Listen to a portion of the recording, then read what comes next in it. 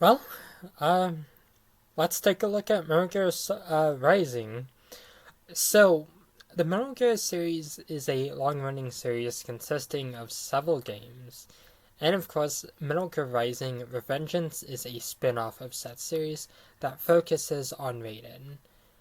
Now, of course, I'm not as familiar with this series compared to some people. The only games I've played so far are, of course, Metal Gear uh, Solid 3, well, the remake of it that came out last year, and of course, Metal Gear Rising, which came out back in 2013, and is quite a different game compared to the other Metal Gear Solid games. This one, well, it does still have some stealth elements, and the cheesy storytelling of the series, it's more of a hack and slash, which is a welcome change in the series. And of course, what are our thoughts on this one? Did we enjoy it? Is it a bad game? And did we certainly have a troubled history with this one? Well, our introduction to this game was, of course, back in 2023. We started trophy hunting and started watching a bunch of Platinum Hunter YouTubers, and of course, one of which was, of course, Nick AI. He played this game, and this is how it really popped on our radar, because before then, we barely even knew anything about the Metal Gear games. And this one looked really interesting, so we made an attempt to play it. Didn't get too far in 2023. Tried uh, getting it again in 2024. That just didn't work out. And of course, in 2025, we decided that we would finally play it just to see if we would play Metal Gear Solid 5. Well, that did not go to plan because we are now just having finished it in 2026. Well, not exactly now, but like a few days ago. So, of course, what are our thoughts on the game? For the most part, the story is actually fairly interesting. And it's Metal Gear Solid, so if you've played these games before, you exactly should know what to expect. And I don't really want to give too much of the story away, but it ends with you fighting a senator. It's extremely difficult. You also fight a bunch of robots, which is kind of cool. Yeah, there's some really cool moments in this game, and it's definitely something. The game does have some stealth mechanics too, but, well, at least on easier difficulties, they don't really feel like they matter as much. On harder difficulties, well, they probably do a bit more. And of course, there is the hack and slash elements of the game. Overall, they were pretty fun, and the blade mode was really fun to use, and of course does make some parts of the game easier.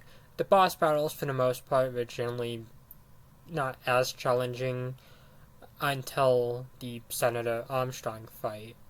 And of course, my sources is that I made it the hell up.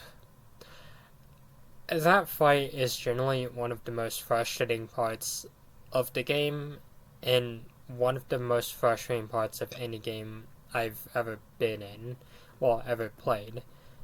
It's not as bad as I thought it originally was, but it's definitely gone frustrating. I am not gonna lie, that part literally took me so many tries just to get past, because he throws cars at you, and I was unfortunately very unlucky and did not have enough healing items to get for that fight. Because, well, you have to do another fight before him, and yeah, the game gets, well, it gets very high in difficulty during the final few missions, and, well, I was really only able to do this because I got one of the DLC costumes that would grant you an extra item of health. And of course, I eventually had to look up a YouTube video because I generally could not do blade mode for that. I don't know. I don't want to blame my controller, and I know it's definitely something on my end, but from what I have heard, this part was one that a lot of people did struggle with. So it does make me wonder if it could have been something on the game too. That said, you can just avoid this part by just simply dodging the cars. This would have been extremely helpful months ago. And of course, I was able to complete the game and originally gave it a very controversial rating. A rating that I don't really agree with anymore. Originally, it was a 3 out of 10, but I've since changed it to, I think, a 7.5 out of 10. I'd have to check real quick. Okay, it is a 7 out of 10. And of course, I guess my reasons for that is just generally due to the fact that the game was a little too difficult towards the end. And compared to other hack and slashes and other Platinum games, I kind of feel like the Bayonetta series and Astral Chain so far were a bit better to play and a bit more enjoyable. Now, of course, more likely, this along with Metal Gear Solid 3 are the only games I will play, so I don't know if I will ever take a look at the other games. But, they do seem to have the charms about them. As for if I would recommend this one, yeah, I'd recommend this one. If you're into hack and slashes and really difficult games, this one's definitely worth checking out. But if you're new to the series, I would probably just recommend to play 3 first because it's probably one of the easier games, and at least from what I've heard.